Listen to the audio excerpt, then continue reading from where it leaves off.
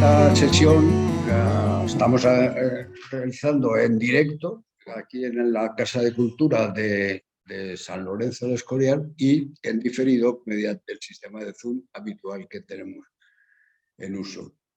En el mes de diciembre presenté el proyecto que yo quería desarrollar durante todo este año y esta sería la primera sesión. Ella fue introductoria de todo el proyecto porque quiero referirme durante todo este año como proyecto de economía a un hecho histórico en la historia de España que yo considero que es el hecho más importante en el que España, y digo España porque es Hispania y es España y Portugal, los dos incluidos, han tenido una incidencia más importante en el desarrollo de la historia de Occidente desde el siglo XVI.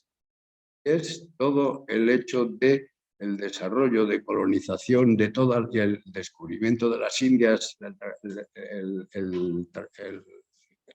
la conquista y la colonización de cantidad de poblaciones y el hecho de que tanto un idioma como otro tenga una difusión tan grande por todo el mundo. Hablaré más adelante sobre esto. Va en contra, por así decirlo, de toda la leyenda negra que nos echa en cara cantidad de cosas. Pues todo esto precisamente con el mercantilismo y con todo el desarrollo colonial que va a hacer Hispania en todo el mundo, yo quiero ir contra la leyenda negra que nos atribuye las maldades que se les ha ocurrido a ingleses, franceses y holandeses. Es las tres naciones más enemigas de España que durante toda la historia. Bien.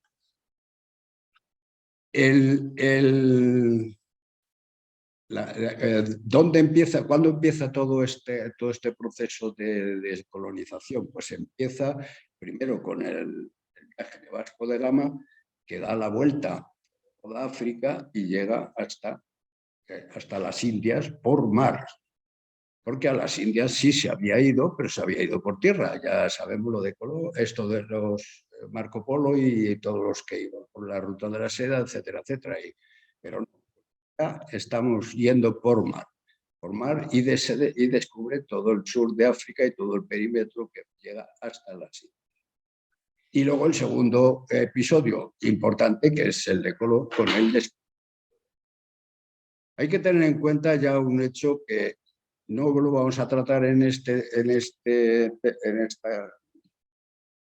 charla porque quiero que se trate específicamente en otra y buscaré a alguien que pueda hacerlo. Y es el gran reto con el que se encontraban los navegantes. O sea, no tenían planos, no tenían conocimiento de las tierras, no sabían que existían y simplemente se basaban en unas hipótesis de riesgo.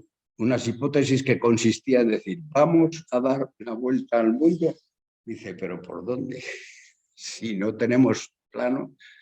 Y una de las cosas peores es que no tenían tampoco la medición de los... o sea, conocíamos los paralelos, pero no podían medir los meridianos a lo largo de los paralelos, porque era la longitud de la Tierra en cuanto a no ya solo la medida total, sino el hecho mismo de la longitud, y no se había podido todavía medir. Los barcos navegaban sin saber dónde estaban. Esto es importante tenerlo en cuenta porque eso da idea del gran riesgo que estaban asumiendo ellos. Va a ser a finales de 16, 17, cuando ya sí se va a conseguir medir la longitud, porque toda la cuestión era conseguir tener un reloj que funcionase. Bien, a partir de aquí decimos una operación de riesgo, una operación de incógnita, una operación de aventura. Y una operación dice, yo voy a ir primero pasando, quería antes de eso volver a... Este ya lo he puesto en otras veces, pero para mí todos los trabajos que hago, que pueda hacer en economía, este es el esquema básico en el que yo parto. Si no parto de este esquema, estamos hablando de cultura y sociedades y cómo se comportan las sociedades, que es lo que llamamos, lo que entiende como moral, comportamiento de las personas y las sociedades, con las otras dos ramas filosóficas, que es la de la teoría del ser o la ontología, y la teoría del conocimiento, gnoseología, y luego después epistemología. Pero basándonos en la filosofía, pues la filosofía moral se compone de tres ramas, que es la ética, la política y la economía. La ética es la escala de valores que tienen cada uno, o sea, cada sociedad por sí misma y por la que se rige, ¿no? La ética es ética social. Nosotros pensamos que la ética es una cosa que viene del cielo, y la ética no viene del cielo. La ética son las sociedades las que establecen la ética, y la ética va evolucionando con las sociedades a través. ¿Y qué es? Pues es qué escala de valores, con qué escala de valores se rige. Luego, la política claramente es cómo se gobiernan, cómo se organizan y cómo se distribuyen las sociedades. Y la economía es fundamental para la política y para la ética. ¿Por qué? Pues porque sin recursos económicos no se puede realizar ninguna política, no se puede pagar ninguna empresa, ningún proyecto, ni poner en marcha nada si no hay recursos. Y si no hay recursos económicos para la política, tampoco hay recursos económicos para desarrollar una escala de valores y unos proyectos de valores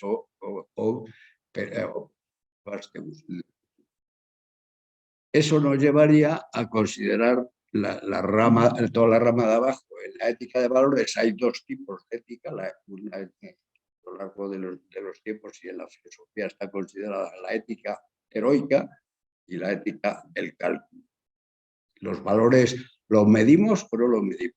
Los asumimos los valores absolutos y entonces no tenemos que medir.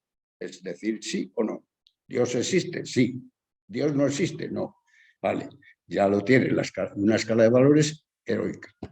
Pero cuando dices, tenemos que amarnos los unos a los otros, ¿en cuánto? ¿En qué? ¿En qué dimensión? ¿A qué tengo que renunciar para conseguir esto? Y valorar las diferentes alternativas que tenemos. Y esa sería la ética del cambio. En cuanto a la política, pues lo primero es la estructura social, cómo está organizada, como los hombres si se respetan unos a los otros, ¿no? Las tribus, las familias, etcétera, etcétera, la estructura social. He distinguido administración y ejercicio del poder porque esos dos, teóricamente, parece que es lo mismo que el poder. Poder es las dos cosas y no. Y eso hoy, en los siglos XXI, lo podemos comprender perfectamente, porque una cosa es la administración, por así decir, de los ministerios con los funcionarios, y otra cosa es el ejercicio del poder que se hace desde el Parlamento y desde el gobierno. Y son los políticos. Y es totalmente diferente que haya poder o no haya poder, ejercicio de poder, para que pueda seguir funcionando la administración. De hecho, tanto Bélgica como Italia han estado muchos años sin gobierno y, sin embargo, han seguido funcionando. Por eso tengo que diferenciar. Y en cuanto a economía, pongo dos distinciones, porque también es una distinción que se hace en todos los tratados de economía. Una cosa es la economía positiva y otra cosa es la economía normativa. ¿Cuál es la diferencia? La economía normativa es aquella por así decir, aquello que queremos hacer. Entraría ahí en la ética heroica, o sea, decir, queremos conseguir una sociedad y queremos que las cosas funcionen de tal forma. ¿Y la economía positiva en qué consiste? Pues la economía positiva consiste en que, tal como existe la naturaleza con la limitación de recursos y con la limitación de la utilización de los mismos, a lo mejor aquello que queremos conseguir y aquello que queremos buscar, eso no lo podemos conseguir, tenemos que limitarnos. Yo a esto le hago una diferencia. O sea, el hombre no tiene que, o los hombres y las mujeres, por si acaso, digo, pues soy alguien que no soy. Digo, el hombre tiene que decidir entre el bien y el mal. Yo en economía no digo hay que decidir entre el bien y el mal, hay que decidir entre lo mejor y lo peor, porque muchas veces lo mejor no es bien siquiera en cuanto a escala de valores. Entonces las decisiones tengo que tomarlas en función de qué es mejor y qué es peor. Este esquema, digamos que me baso para cualquier análisis. Este era el proyecto que había presentado en diciembre y ya veis que que todo el programa cubre todo el año, para coger desde la tradición marítima, descubrimientos y carreras de Indias, participación pública y privada dentro de este proceso de colonización, cambio marítimo como instrumento financiero. El cambio marítimo se refiere a los mercados y al cambio de bienes y servicios que se hagan a distancia. Y un análisis de metas perseguidas, es decir, con todo este proceso de carrera de Indias o de colonización, ¿qué es lo que buscaban aquellos hombres? Buscaban cristianizar las nuevas tierras, buscaban maximizar beneficios, colonizar nuevas tierras, etcétera, etcétera. Bueno, todo esto, veréis que al final quedaría el último punto, que sería analizar los resultados de ese proceso de colonización, cómo ha ocurrido y cómo ha llegado y cómo ha influido en la época posterior.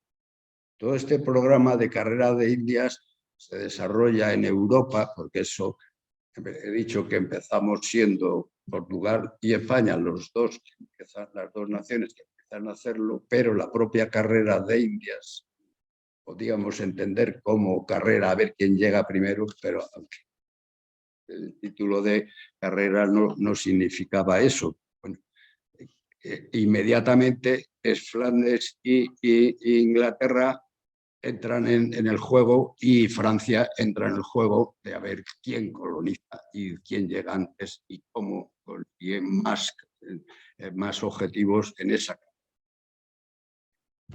Bien, pues este era el programa. Ahora nos vamos a referir a hoy.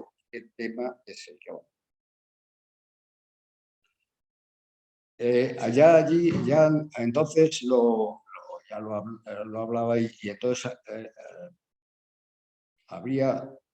cité una cosa que estaba poniendo en dificultad este sistema de comercio y de comercialización y colonización.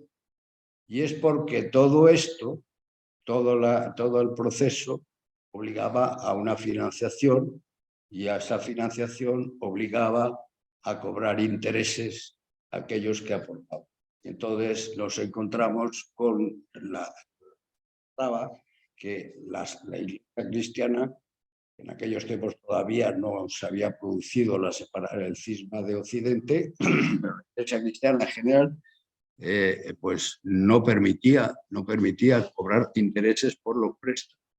Entonces, si no puedes cobrar intereses por los préstamos, ¿cómo voy a dar dinero a alguien para montar un barco, coger marineros, poner las velas y atravesar el océano, porque tengo que comprar alimentos para que los marineros lleguen hasta allí? Y para todo eso necesito haber comprado el dinero, haber dispuesto de dinero antes de emprender el proyecto, antes de emprender la tarea.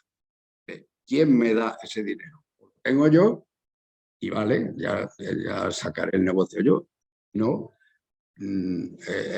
tendré que pedir prestado. Entonces, en aquellos tiempos es cuando, con el nacimiento también de los nuevos estados occidentales, se está produciendo también el nacimiento del sistema financiero en toda Europa, con la contrapartida de que existía la cláusula de que, impuesta por la Iglesia, de que no se podían cobrar intereses por lo.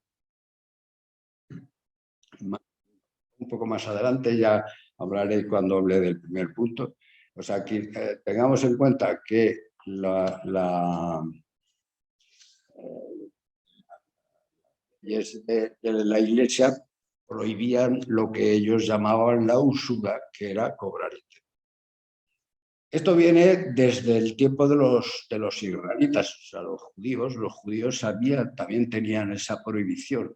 Los judíos no podían cobrar préstamos, pero no podían cobrar préstamos a los judíos. Los judíos sí podían cobrar intereses, no podían cobrar intereses, pero sí podían cobrar intereses a los gentiles. A los judíos siempre los prestatarios, eran los banqueros y estuvieron perseguidos durante toda la historia por ellos ser los banqueros. Los cristianos van más allá y dicen, es que no puedes pedir préstamos nada, porque como el cristianismo ya no hace diferencia entre judíos y gentiles, ya no hace diferencias desde San Pablo. Los hombres todos somos iguales, ya no hay diferencias por religión, dice, por entonces no puede cobrar intereses a nadie. Es una gran dificultad ya de entrada, porque para emprender cualquier proyecto, lo primero que necesitas y este es uno de los problemas técnicos que vamos a analizar en el primero. Bueno, perdón, vuelvo. Ya he puesto que el dinero para traficar en el mar es necesitamos dinero y necesitamos que alguien preste el dinero para poder hacer eso. Poder emprender la carrera de Indias y para poder emprender un viaje a descubrir eso. ¿Quién nos lo presta? ¿Cómo nos lo presta? ¿Cómo lo cobra? ¿Cómo no lo cobra? ¿Cómo se lo devolvemos? ¿Cuánto le devolvemos? Y entonces todo eso va a ser el segundo punto, que es el contrato de cambio marítimo, que es la ley que establece cómo tiene que hacerse eso sin saltarse las leyes de la Iglesia. Y ese es uno de los retos que tiene todo Occidente para poder avanzar y realizar. Ahora lo veremos cómo. Y el tercer punto, que sería las diversas funciones económicas que cumple todo este proceso de colonización, porque estamos viendo que hay una función mercantil, no se va a hacer los viajes. Esto sí es importante, ya lo dije el otro día en la presentación. En la presentación de esto dije, la carrera de Indias no la hicieron los reyes ni la hicieron los estados. Los estados ni siquiera existían, estaban empezando a formar. Y los reyes no estaban, en ese esquema que hemos dicho antes de la ética y de la escala de valores, los reyes tenían otra escala de valores diferentes.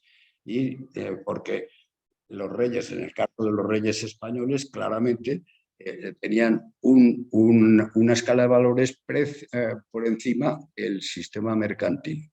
¿Qué era cuál? Pues era el desarrollo del imperio romano-germánico, que se llamaba el Imperio Romano-Germánico, de Carlomagno.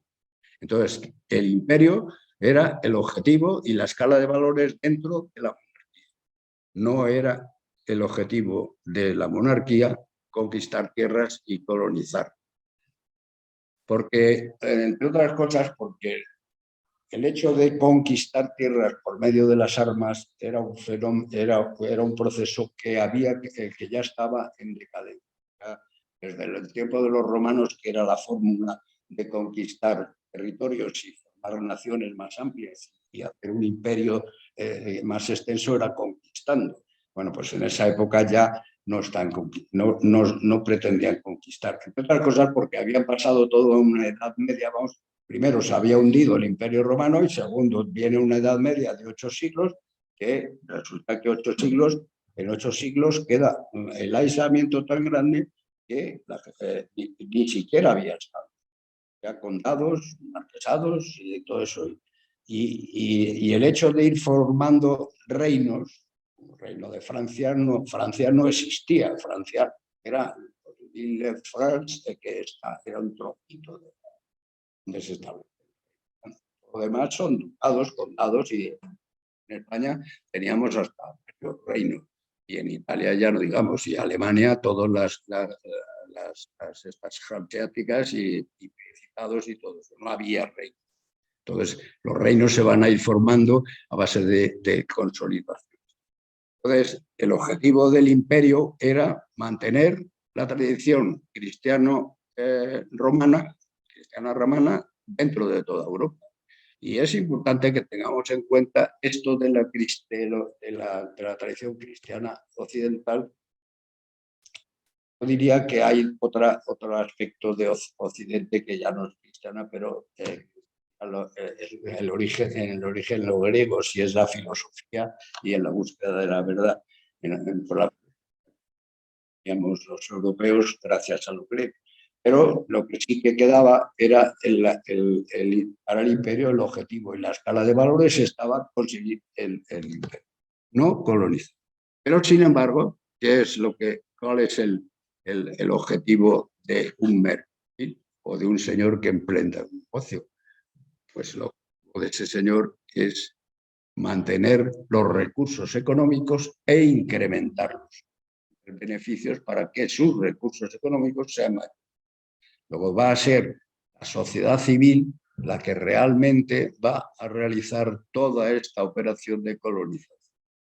De hecho, los reyes difícilmente montaron barcos y flotas para ir a conquistar.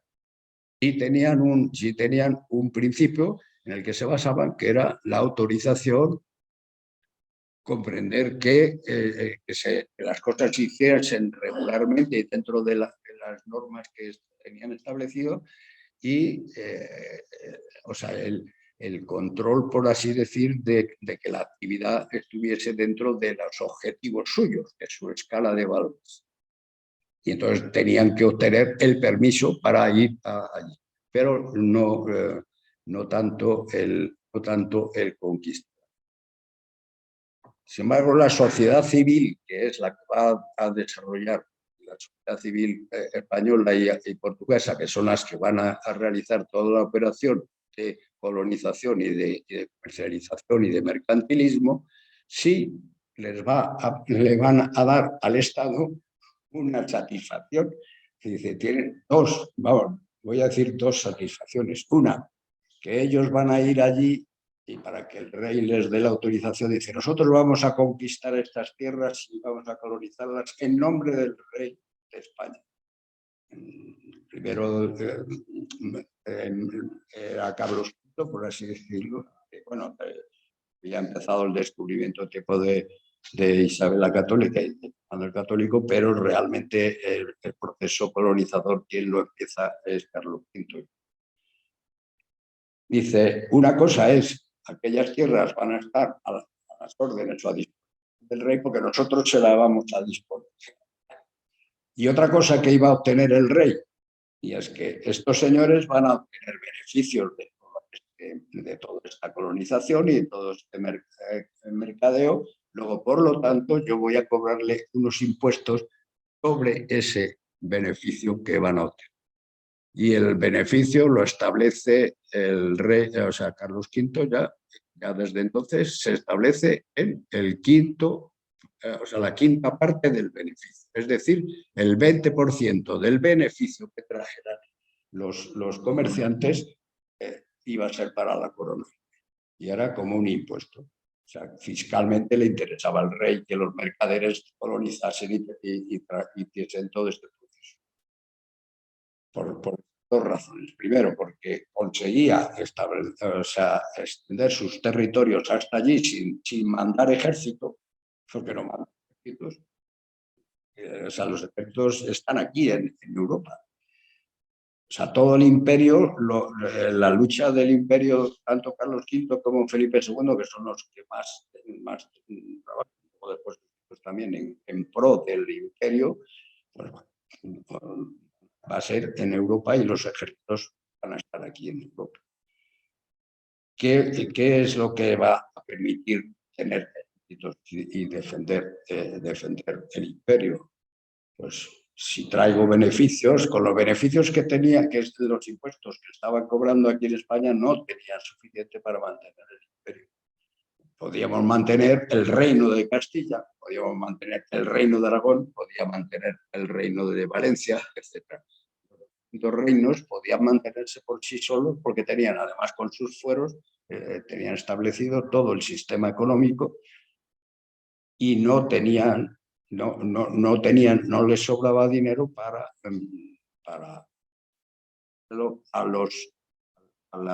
las obligaciones que tenía el emperador en toda Europa, porque las guerras de Italia, de Milán, Nápoles, Sicilia, todo eso no son guerras de España, son guerras del emperador. Las guerras de Flandes no son guerras de España, son guerras del rey de Flandes, que era Felipe II, Carlos V y Felipe II. Y estaban ellos actuando allí en nombre no de España, sino de ellos, de la dinastía. Esto hay que tenerlo, o sea, es que casi es como quitarse un sayón de encima en cuanto a la historia que hemos recibido, que parece que es que nosotros teníamos algún interés en Francia. España, Castilla, no tenía absolutamente ningún interés en Francia. Tanto es así que la batalla de San Quintín, que es en función de la cual dicen que se hizo el monasterio para celebrar y conmemorar el triunfo de la batalla de San Quintín, pues en esa batalla solamente hubo dos tercios, lo que se llamaban tercios eran como un tercio era algo así como un comandante, la tropa que lleva. Pues solamente dos tercios fueron españoles, todos los demás tercios eran flamencos. ¿Por qué? ¿Por qué eran flamencos? Porque la guerra era entre Flandes y Francia. Felipe II era rey de Flandes y dice, Felipe II hace la guerra en Flandes, no como español, sino como flamenco. Entonces, estas confusiones hay que tenerlas muy claras para poder distinguir y valorar las cosas que están ocurriendo. ¿Y por qué? Luego después, en el siglo XVII, nos vamos a encontrar con el conde duque de Olivares, que todo el mundo le pone a parir al conde duque de Olivares, y resulta que el conde duque de Olivares dijo, no, hay que hacer unidad de ejércitos. Es decir, los milaneses pagarán su guerra, los flamencos pagarán su guerra, los aragoneses pagarán su guerra, los de Nápoles pagarán su guerra y ellos pagarán a sus ejércitos. Los portugueses pagarán su guerra, los catalanes pagarán su guerra. Y entonces, en el momento de él querer instaurar la unión de ejércitos, es cuando se rebelan todos contra Marco, y es cuando se consigue la independencia de Portugal y la independencia de Cataluña. Ellos no querían participar en las guerras del imperio. Son razones y a hablar y a todo lo que queráis, pero son razones. Bueno, a todo esto vamos a centrarnos en las colonias. Y vuelvo a decir que la historia es que es el mundo civil, empresarial y financiero el que emprende todo el proceso de colonización, con autorización de la corona y con el beneplácito, con el placer de la corona, pero son ellos los que montan los barcos, pero los fabrican, los montan, llevan los productos allí y luego después allí los venden. Y una vez vendidos allí, con eso compran el oro, la plata y los metales que se traen para acá. Es decir, ni el oro ni la plata nunca la hemos robado, la hemos comprado. O sea, y esto es una cosa que se lo podemos decir al presidente de México, al presidente de Perú, al presidente de todos estos que dicen que nosotros nos hemos traído. No, nosotros hemos pagado. Los empresarios que fueron allí llevaron productos, se los vendieron y con el dinero que obtenían compraban el oro y la plata a los que estaban allí, de los cuales muchos eran españoles. Han quedado allí y estaban viviendo allí y se habían nacionalizado allí. Bien, pero los españoles allí también había flamencos, ingleses y franceses y todo eso en territorio español. O sea, quiero decir que ese es y por eso es uno de los términos que hablamos de mercantilismo, porque lo que realmente se produce es un mercado entre dos términos. Y fijaros por qué está puesto este plano. Pues porque en origen Europa, a finales del siglo XV, principios del XVI, Europa estaba restringida a este trocito. Se navegaba así por el Mediterráneo y por el Mar del Norte. Por el Mediterráneo, toda la zona esta, y el norte y el poquito del norte de África. Y las columnas de Hércules que llevaban los romanos, la Finisterre, estaba en el final del Mediterráneo. Cuando ya emprenden el proceso de navegación, primero los portugueses y luego después los castellanos, se descubren las Azores, se descubren las Canarias y luego después ya empiezan a bajar por el territorio, pues entonces el mundo se empieza a crecer. Para los europeos el mundo empieza a crecer. Fijaros lo que ya en el mapa ese, comparar lo que era Asia, sí sabía que existía, pero no estaba, no teníamos dominio sobre ese territorio. Pero no se sabía todo el resto de África y toda América no se conocía en absoluto y ninguna parte de Oceanía, ni todas las islas, ni Australia, ni Nueva Zelanda, ni nada, no se conocía todo eso. Podemos decir que el mundo se multiplicó casi por 10, superficialmente. Entonces, dice, ¿qué oportunidad tenemos los que tenemos recursos económicos para emprender negocio en nuevos territorios? Se critica también la colonización desde el punto de vista de que por qué se nos había perdido allí, que nos hemos invadido. O sea, hay que tener en cuenta que la humanidad, desde los tiempos de Adán y Eva, por así decirlo, desde la de África, como se llama la abuela Lucy, en adelante, la humanidad se ha estado moviendo por todo el mundo hasta el extremo que estaba colonizado, descubierto y habitado todo ese territorio de África, de América, de Oceanía, todo estaba habitado. ¿Por qué? Porque había habido gente que se había aventurado a emigrar. La gente no nació allí. O sea, sabemos que los restos vienen de dónde salen, y lo cual quiere decirse que la emigración está produciendo. La colonización o la ocupación de nuevas tierras se está produciendo desde los orígenes de la humanidad.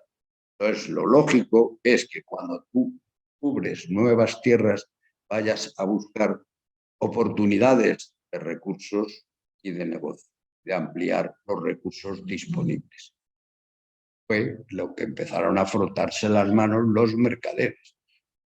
Yo en diciembre puse el ejemplo, una grabación de un industrial mercader español que también fue financiero, que fue Simón Ruiz, de Medina del Campo, porque los mercados se producían en España fundamentalmente Medina del Campo, Medina Río Seco y Villalón, que eran 3 mercados.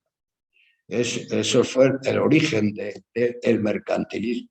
¿Por qué? Porque todas las transacciones se estaban desarrollando. Y aquí también voy a ir también en contra de unos pseudo progres que existen por ahí, que acusan a los mercados de los problemas que tiene hoy en día la humanidad. Es que el problema son los mercados. Pues bueno, señores, sin mercados usted no comería pan, usted no comería patatas, usted no comería huevos, usted no comería nada porque no existía. No existía en los territorios. La única fórmula es comprar en otro sitio. Las patatas, por ejemplo, vienen todas de América. Si no hubiera existido el mercado, nunca se hubiera podido comer patatas. En cualquier caso, ¿qué es lo que estaba beneficiando a dos partes? Un señor que vende y otro señor que compra. El señor que vende porque se beneficia también y el señor que compra también se beneficia. El mercado es un instrumento de beneficio social. Y a partir de aquí analicemos y comprobamos. Luego después puede haber mercados fraudulentos y todo lo que queráis, pero la humanidad existe gracias a que hay proliferación de hijos y de nietos y todo eso. Luego los hijos y los nietos se vuelven asesinos y dices, es que no hay que tener hijos porque si no luego se hacen asesinos. Pues es lo mismo lo del mercado. Luego hay que hacer mercado porque luego hay fraude, no señor. Persiga el fraude, pero no persiga el mercado, porque el mercado es el que realmente nos da la... Son análisis muy sencillos y muy simples los que estoy haciendo, pero es que caen de su peso. Pero si yo no tendría coche si no existiese mercado de coches. ¿Qué tendría que hacer? Ir andando. Pero para ir andando tendría que comprar botas, porque yo no soy zapatero. Tendría que haber mercado de botas. Y para poder haber botas tendría que haber ovejas a quien les sacamos a nuestra oveja, vacas a quien les quitamos la piel, porque si no hay piel no podemos hacer zapatos. Bien, lo que sí que quedaba con este plano claro es que el mundo se multiplica casi por 10 y da oportunidades de negocio a todo. Pero ¿cuál es el problema? Ya lo he dicho antes, que este mapa, por ejemplo, este mapa que está hecho por aquellos señores es porque alguien viajó en aquellos. El mapa es del siglo XVI o XVII, como mucho. No está bien porque hay fallos de localización y América del Norte aquí está hecho un desastre. ¿Pero por qué? Porque nadie había ido allí. Hay que tener en cuenta que en América del Norte los ingleses y los franceses se habían quedado en la costa oriental. Todo lo occidente, todo lo del otro lado, todo eso, California y todo eso no se conocía. O sea, ahí empieza a conocerse porque habían llegado españoles a California. Y entonces ya estaba dibujado. Lo mismo pasa con las Islas Filipinas y etc. O sea, bueno, hay muchos fallos geográficos, pero esto se va a ir desarrollando y se va a ir perfeccionando. Tener en cuenta también, entonces, que los instrumentos que se disponían para esta navegación eran muy cortos y decías, con un señor, ¿cómo puede salir de Palos que no se ve nada, que no tiene ningún plano, que lo único que ha hecho ha sido leer la teoría de alguien de que el mundo es redondo, porque sí, ya se sabía que el mundo era redondo, pero y si me meto en ese mar, ¿hasta dónde? No he ido nadie, nadie de esto. Luego, por lo tanto, hay que reconocer el gran valor de esos emprendedores, porque estaban saliendo a lo desconocido. A partir de ahí, podemos decir, primeros emprendedores, bueno, estos siglos somos los portugueses y los españoles. Los españoles, ahí estoy cogiendo todo, porque en aquellos tiempos todavía existían los distintos reinos de Castilla y León, Portugal, esto Cataluña no era reino, Aragón, esto Valencia y los condados de Cataluña, los condados de Cataluña que llegaban hasta mitad de Francia, o sea que Cataluña no se terminaba Cataluña llegaba mucho más arriba, o sea que tenemos que de toda la historia hay que también ver esta geoestrategia o geopolítica desarrollo de la humanidad y cómo nos vamos moviendo. Bien, esto se hace en barcos. Aquí, en este caso, esta es una fotografía de unos cuadros que hay en el Museo Marítimo, aquí en Madrid, y ven barcos que en aquellos tiempos no existían. Los tuvieron que construir. Estos en concreto son carracas del siglo XVII. ¿Por qué? Pues porque las grandes distancias obligan a construir naves más grandes. Cristóbal Colón está yendo en unas carabelas. Las carabelas es una nave, vamos, una carabela. Las otras dos no son ni carabelas. Un barco muy pequeño, 5 toneladas, y que no podías llevar ni mucha gente ni muchas cosas. Entonces, dice, por ejemplo, los galeones, que ya es el barco que va a funcionar fundamentalmente durante estos siglos, sobre el siglo XVI y XVII.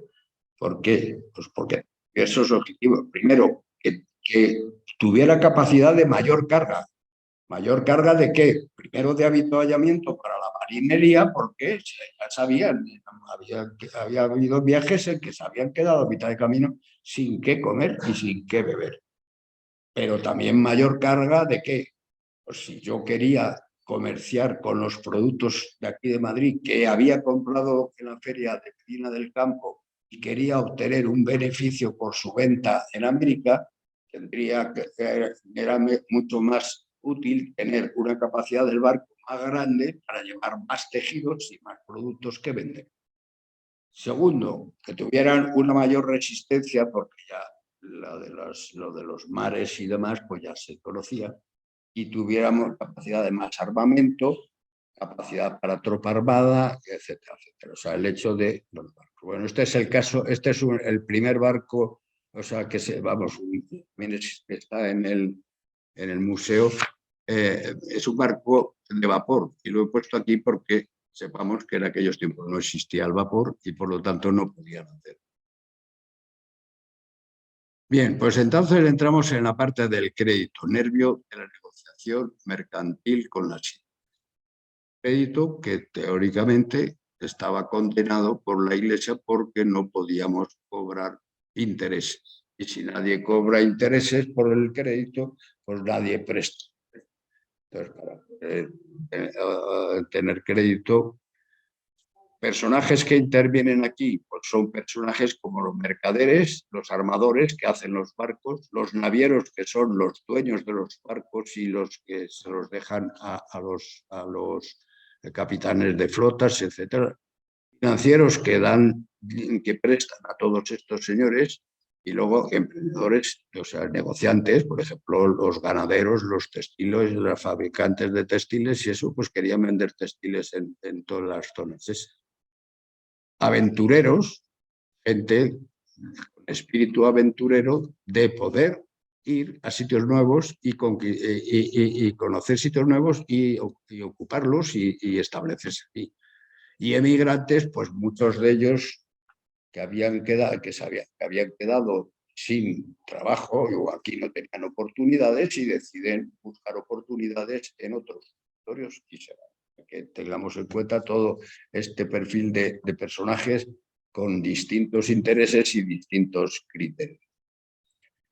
Bien, pues el dinero para traficar en el mar. Entonces aquí es donde empezamos. Y con voy a ver si este paso más rápido, porque los primeros procedimientos para traficar en el mar los tenemos en el Mediterráneo. Y en el Mediterráneo ya los griegos y los romanos tenían establecidos una serie de convenios o de contratos o de leyes que regulaban cómo comercio. En estas leyes o ordenanzas marítimas, pues qué era lo que se podía hacer, quiénes eran los sujetos, quiénes eran los deudores, quiénes eran los acreedores, etcétera. Y luego después hay uno de los problemas, y es que estamos hablando de que un viaje por mar tiene un gran riesgo.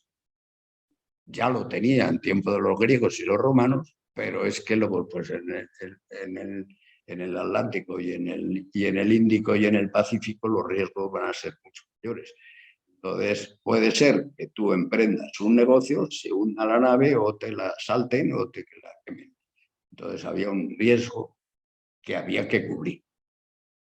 Y ya empezamos a tener problemas de quién cubre ese riesgo. Y entonces, si el riesgo, yo soy el que presto el dinero para hacer ese viaje, soy yo el responsable, el que me corro con el riesgo, el prestamista o el naviero. El mercantil que lleva los productos y los mete en el barco y luego después se hunde. Entonces, ¿cómo se cubre todo eso? Entonces ya empezamos a ver, hasta en el mismo Mediterráneo, cómo las leyes y las ordenanzas marítimas van a ir estableciendo qué riesgos, cómo se cubren los riesgos, cómo se aseguran los riesgos. Y empiezan ya el problema de los seguros. Y entonces en el seguro, pues, y es donde empezamos a ver un resquicio para saltarnos las leyes para las prohibiciones de locura. Oiga, es que yo no estoy cobrando interés, estoy asegurando el viaje. Entonces, es un seguro que es un proceso. Eso, la Iglesia Católica en general no es capaz de dar respuestas inmediatas. Primero van a dar respuesta a todos estos problemas son los economistas de la Escuela de Salamanca, que son todos curas.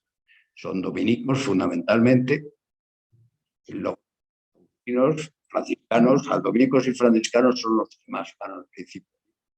Y luego después después del Concilio de Trento, pues serán los jesuitas los que entrarán más en activo a esta reglamentación. Todos esos están englobados en la Escuela de Salamanca, que hay que tener en cuenta que es la primera escuela doctrinal económica que existe en el mundo. Todo el mundo dice, Adam Smith era el fundador de la economía. Pues cuando Adam Smith nació 3 siglos después de la... Antes ya teníamos una escuela de monetarista, mercantilista en España, y era la Escuela de Salamanca. Estudia todos esos. Con lo cual, volvemos a lo de la leyenda negra. ¿Por qué Adam Smith es inglés? Bueno, los franceses tienen otros sistemas, también entonces pues, le llaman preta la grossa aventure.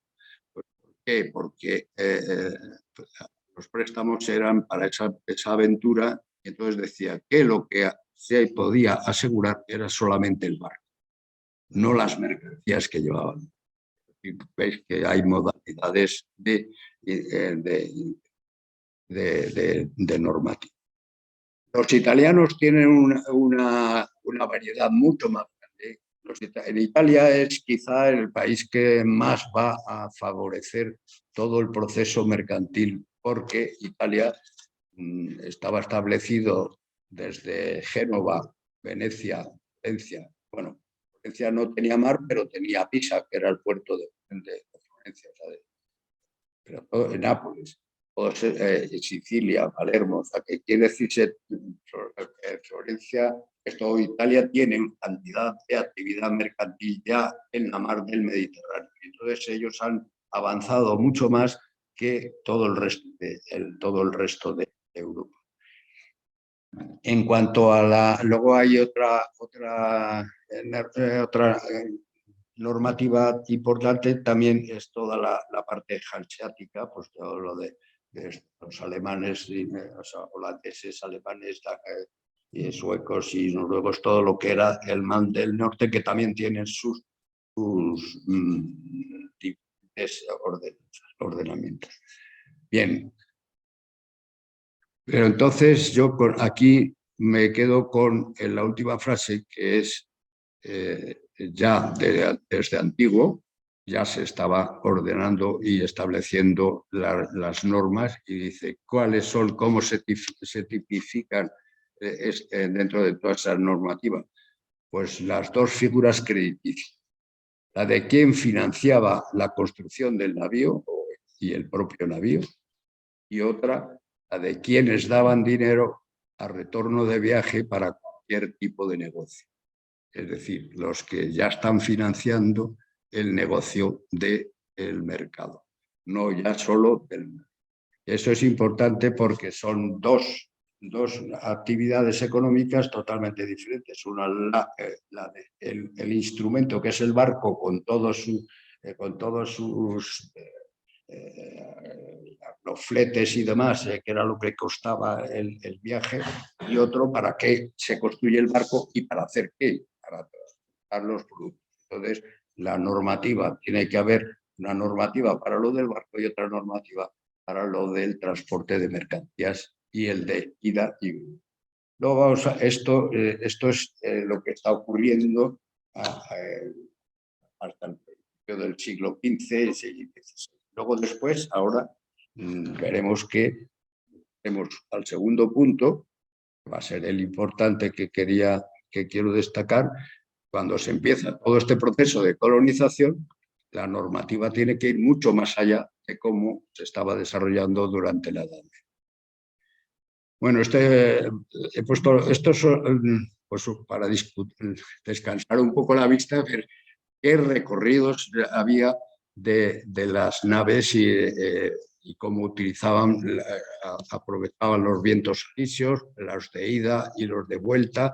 Pues ya veis, flota de Veracruz, flota de los galeones, límite del virreinato, porque ya, o sea, ya sabéis que al se colonizan las tierras, se establecen 4 virreinatos, o sea, en América. O sea, el primer virreinato es el de México, el segundo virreinato es el del Perú, el tercer virreinato es el de que se llamaba Nueva Granada, que es toda Colombia, Venezuela y todo el norte del norte de esto.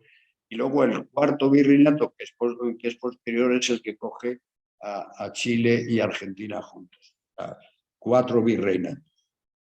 ¿Por qué 4 virreinatos? Porque el rey allí ya ha puesto un representante.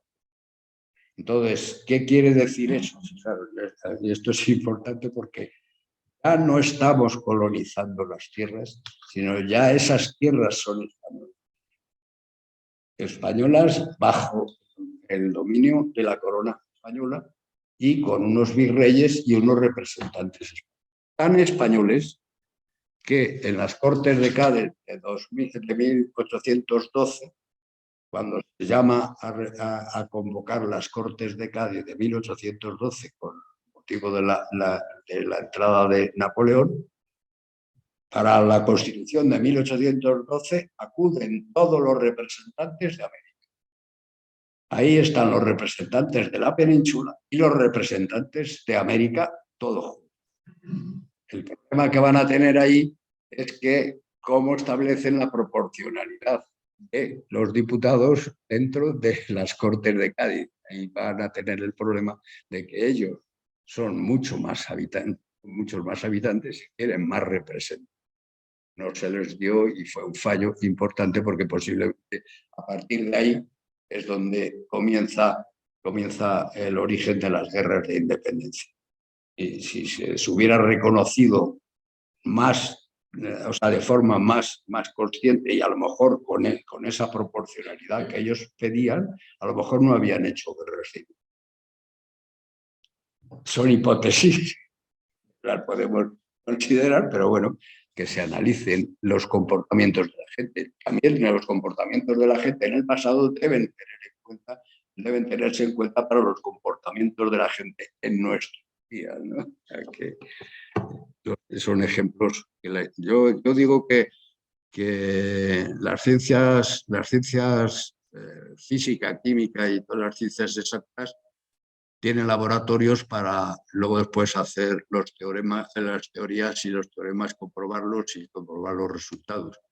A mí el laboratorio de la economía es la historia, porque no podemos hacer un laboratorio de comportamiento humanos, eso es que no lo podemos hacer, pero sí podemos analizar los comportamientos de la historia. Bueno, aquí he sacado el fuerte este de Cuba porque tienen que establecer las defensas, el sistema defensivo, y sí va a intervenir la corona en todo este sistema defensivo y de ejército, porque ya esas tierras son españolas, ¿no? Así como en un origen, el origen había sido mercantil y de la sociedad civil, pero ya eso evoluciona hacia la política española. Eso hay que considerarlo así.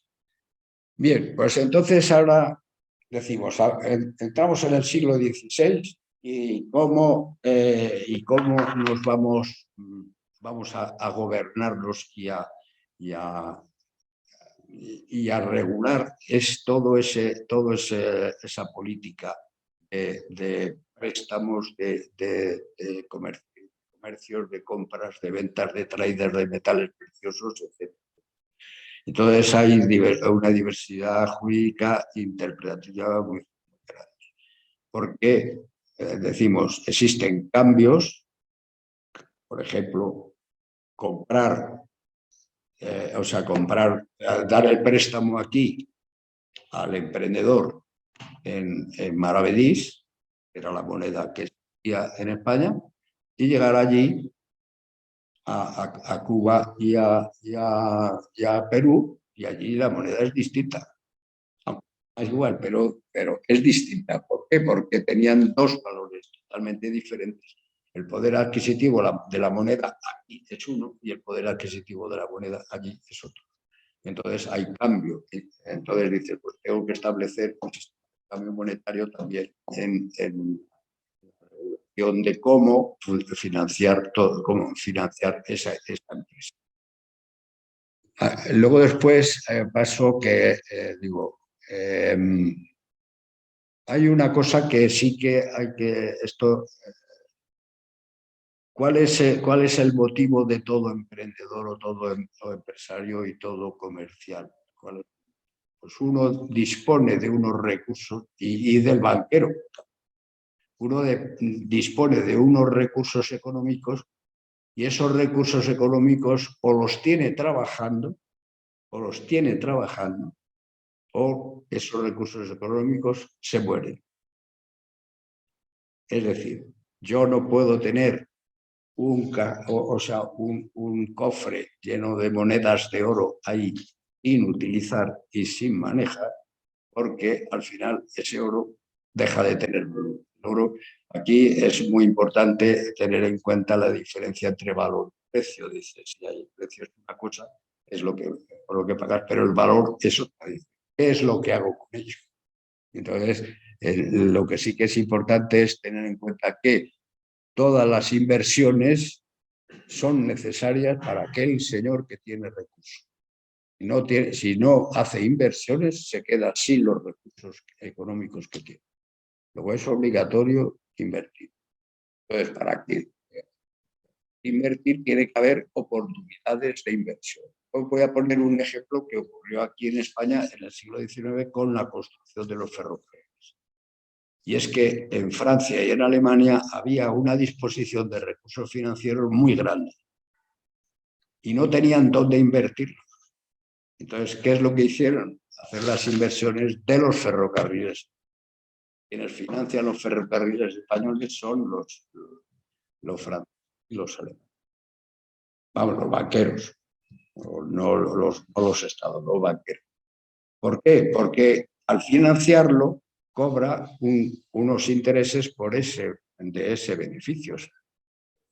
Si es una empresa que monta aquí o establece una mina, dice, aquí tengo un negocio y de ahí, al hacer el negocio, cobro lo que he invertido más los beneficios que he conseguido con esa inversión. Esto es una ley económica que la tenemos que tener grabada en la cabeza permanentemente. No se pueden tener los recursos ociosos. Y entonces la medida del desarrollo económico de cada país depende de cuál es la inversión que se hace. La inversión es la única posibilidad de crecimiento cualquier persona y cualquier negocio. Si tengo recursos económicos, no los puedo parar. Esto viene hasta en el Evangelio, la parábola de los talentos. Que aquel señor que dejó el talento guardado debajo de la piedra para que no se estropease, fue, no sé si maldecido o acusado de haber desperdiciado la oportunidad de obtener beneficio. Eso pasa también con el trabajo. O sea, ¿cuál es mi capacidad de trabajo? Si yo no trabajo y no desarrollo mi potencial económico, potencial de actividad de trabajo, yo pierdo recursos. Acabo donde acabar. No trabaja. Bueno, subvencionado por el Estado o en los cartones de por ahí. En cualquier caso, pierde su libertad de decisión. Es importante esto y deberían enseñárselo esto a los niños en el colegio. El trabajo no ya es que dignifique al hombre, como dice nuestro catecismo, sino que el trabajo es absolutamente necesario para no morirse de tedio, de hambre o de lo que quiera. Bien, pues entonces, a partir de ahí ya empezamos a ver cuál es la utilidad de cobrar interés. Entonces nos tenemos que ir olvidando de esas leyes o esos decretos de la usura de la Iglesia, porque vemos que la única forma de que se hagan inversiones es obtener réditos. Ellos lo llaman, los de la Escuela de Salamanca lo llamaban premios, no lo llamaban intereses, lo llamaban premios. Premios por haber dejado, haber hecho la inversión. Está ya reconocido todos los economistas que eran todos los dominicos, lo que estaban diciendo. Incluso los que habían ido allí a América, como era, por ejemplo, Tomás de Mercado, que algún día llegamos a otro de los temas que tengo pendientes de dar, es precisamente específico sobre la Escuela de Salamanca. Pues Tomás de Mercado, él vio cómo funcionaba el tráfico ese de mercancías, de los barcos y de la traída y la llevada de productos y de traída de oro, para saber qué es lo que había que hacer. Entonces dicen, por la regulación establece la ley un contrato que se llama contrato de riesgo marítimo.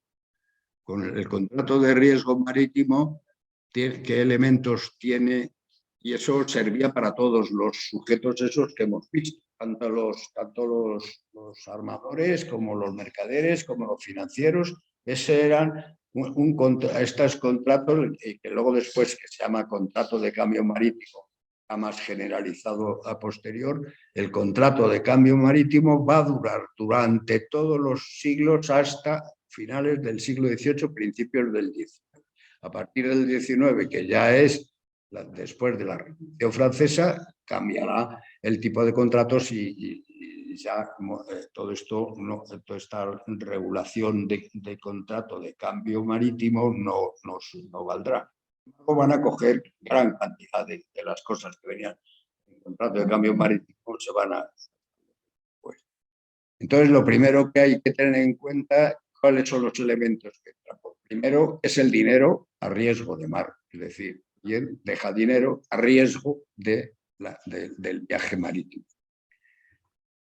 El instrumento documental es, le llevaban el nombre de latino singrafa, que es el primer título que le dan a ese contrato que se va a hacer entre el prestamista y el prestatario, o sea, los dos. Y luego después va a acabar en una escritura notarial o con un contrato social también registrado. Todo esto va a quedar totalmente documentado mediante escrituras notariales. Entonces, ahora mismo, por ejemplo, el otro día ya estuvimos, cuando nos estaban hablando de las guerras del norte de Felipe II, pues también ya empezaba a hablarnos de estas cosas, cómo financiaban los ejércitos de Felipe II allí en Inglaterra o en Francia, según con quién se aliaba. Bueno, pero quiero decir que toda esta documentación está toda, y nos lo decía él, en los archivos de Salamanca y en los archivos de los consulados. Los consulados eran, en un principio existían los mercados que he dicho, de las ferias de Medina del Campo, Medina del Río Seco y Villalón, pero luego después esos se agrandaron y los negocios, al salir hacia el mar, necesitaron otra figura más importante, que era el cónsul. Entonces ahí es cuando empieza a surgir el consulado de Sevilla y el consulado de Burgos, que eran los dos primeros. O después pasa al consulado de Bilbao, también llega a ser otro, y en todos esos consulados se va quedando en el archivo de Indias de Sevilla y en los archivos de Simancas y todos los existen y están todos esos.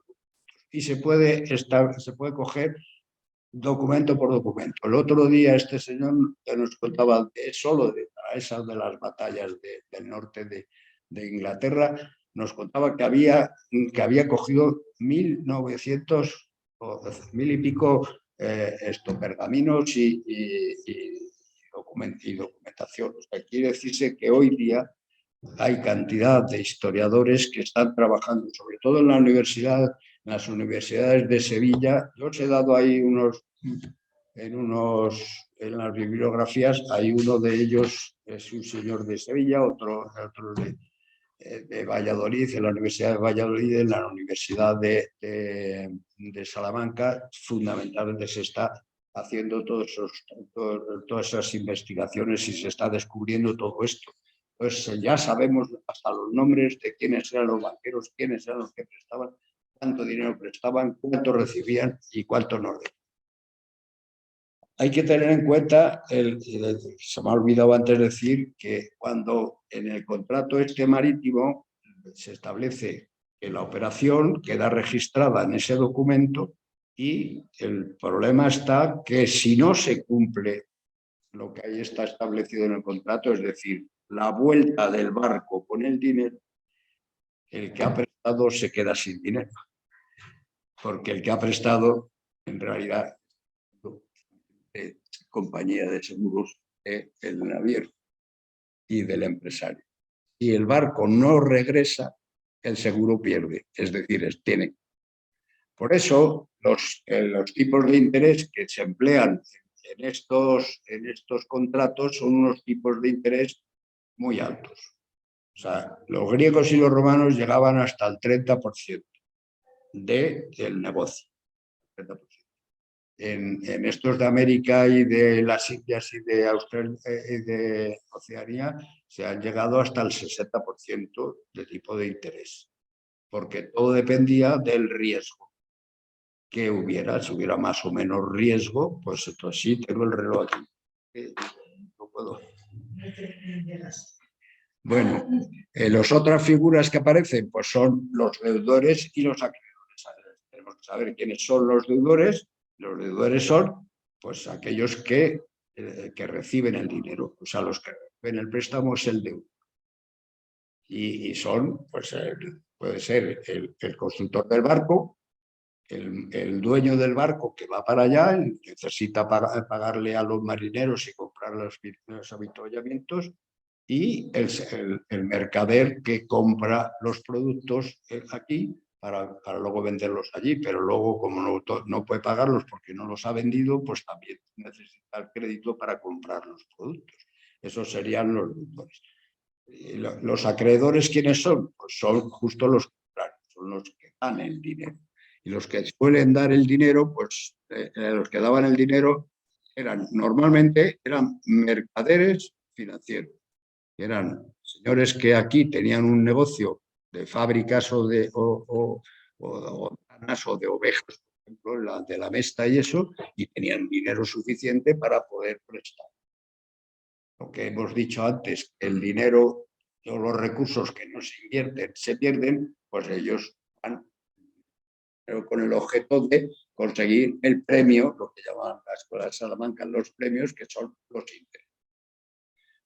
Y pueden ser esto, cambistas, burgueses, comerciantes, banqueros y financieros. Entre todos estos puede haber españoles, portugueses, genoveses, alemanes, flamencos, porque el mercado este es internacional. No es un mercado exclusivo. Hay gran cantidad de todos los contratos que, por ejemplo, los genoveses intervienen en un principio de una forma muy activa. Los alemanes le dieron muchos créditos a Carlos V y también dieron muchos créditos a mercaderes españoles. De hecho, no solo dieron créditos, sino que hicieron inversiones aquí en España, comprando minas como por ejemplo las de Almadén y minas al sur de Sevilla, etc. Todos esos serán luego después para vender productos en otros sitios. Bien, los contenidos y los tipos de las escrituras de riesgo tenían que estar, todo eso tenía que estar reflejado, de tal forma que un contrato de cambio marítimo era individual, en el que se especificaba con nombres, apellidos, con cantidades, con tipos de interés, con fechas, porque podía hacerse que el barco salía el 1 de enero y tenía que regresar el 27 de junio. Y entonces se especificaba exactamente así. Hay que decirse que estaba detallado todo y cada uno de los datos en todas las operaciones. Bien, pues con todo esto, bueno, estos son ejemplos de documentos de un contrato de estos. Con todo esto llegaríamos al último punto que quería desarrollar hoy, que es de qué forma, qué actividades económicas dentro de todas las actividades económicas encierra toda esta actividad de la carrera de Indias y del mercantilismo en estos siglos. Pues hay dos actividades económicas. La primera, la mercantil, la de crédito mercantil, con todo el sistema financiero, establecimiento de documentaciones especiales desde letras de cambio, deudas y bonos y todo el tipo de documentos que eran, porque muchas veces o sea, si aquí se prestaba el dinero, el señor no lo cobraba aquí, lo cobraba allí con una letra de cambio, que luego después esa letra de cambio allí la podía negociar y con eso le permitía comprar allí para poder luego después volver. O sea que, bueno, todos los que habéis trabajado con letras de cambio sabéis cuál es la operativa. Y la otra actividad económica es el mercado monetario. Porque, ya estamos diciendo, primera razón, había un cambio de monedas, lo que estaba diciendo, o sea, moneda aquí y moneda allá. Entonces, el intercambio de monedas era importante saber con qué moneda compras y con qué moneda pagas, porque según el valor de cada moneda, pues tienes que pagar más o tienes que pagar menos.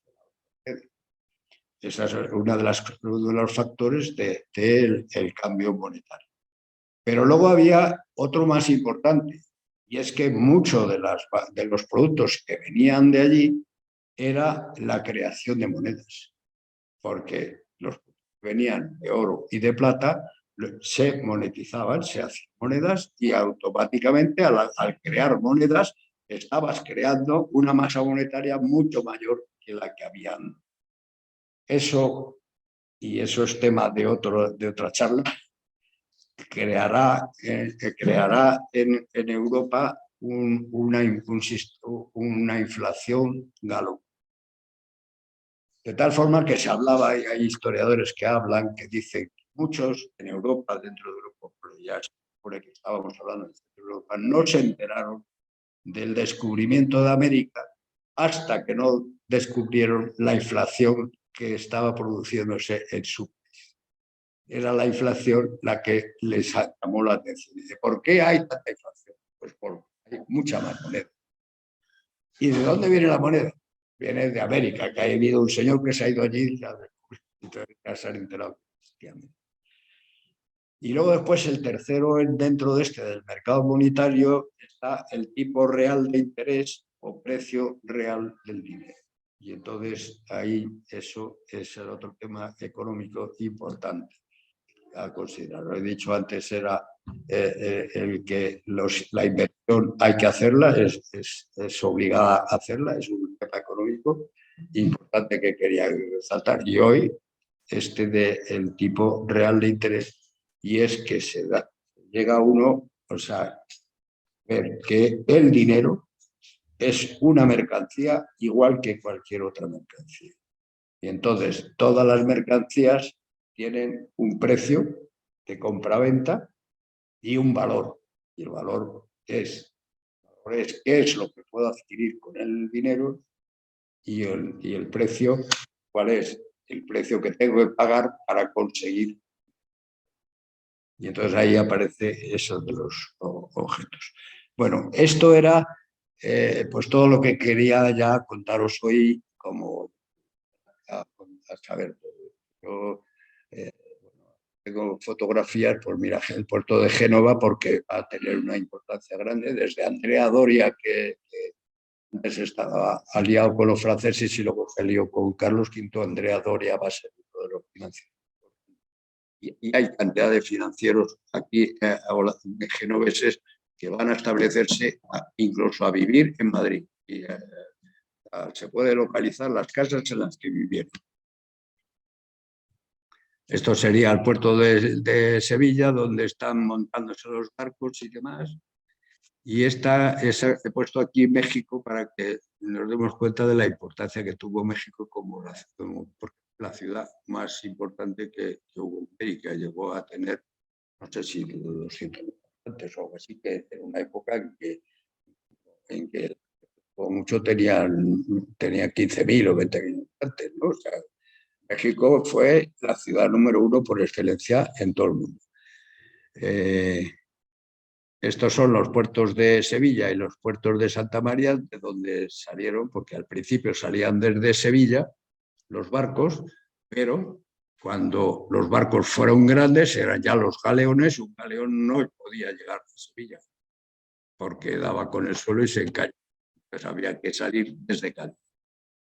Es por lo que nos iríamos al mar directamente, al puerto de Santa María. Bueno, son las conclusiones. ¿Qué es lo que podríamos haber sacado de esto? Que el contrato de cambio marítimo con préstamos pues, consigue regularizar, ordenar todo el mercado, desarrollar otros instrumentos de crédito y asegurar riesgos de inversión, con lo cual consigue una serie de actividades financieras que no existían desde todos. Alcanza su cenit en la aventura del comercio colonial europeo de los siglos XV al XIX. Es decir, hasta el XIX inclusive todavía sigue habiendo mercado, o sea, con las colonias. Tanto las colonias españolas como las colonias francesas, inglesas y holandesas. Y de aquí, ¿qué sacaríamos? Pues que hay una, aparte de la proliferación de mercados que se van a producir en todos los países, hay un desarrollo comercial muy grande, dice, es una globalización real, y de ahí podemos sacar cómo tanto las teorías como las prácticas que se están desarrollando son las que van a darnos la fórmula de aprendizaje social en un mundo en crecimiento. Y con eso os dejo ahí. Bueno, la anterior era... Ay, perdón. Bueno. La anterior eran unos libros, varios libros de publicaciones, que es otra de las cosas que se desarrollaron muchísimo. La imprenta, gracias a la imprenta, pues se pudo desarrollar más todo esto. Tanto para la publicación de libros como para la impresión de documentación y de contratos. Y con esto pues os he dado unas pinceladas de lo que quería explicar.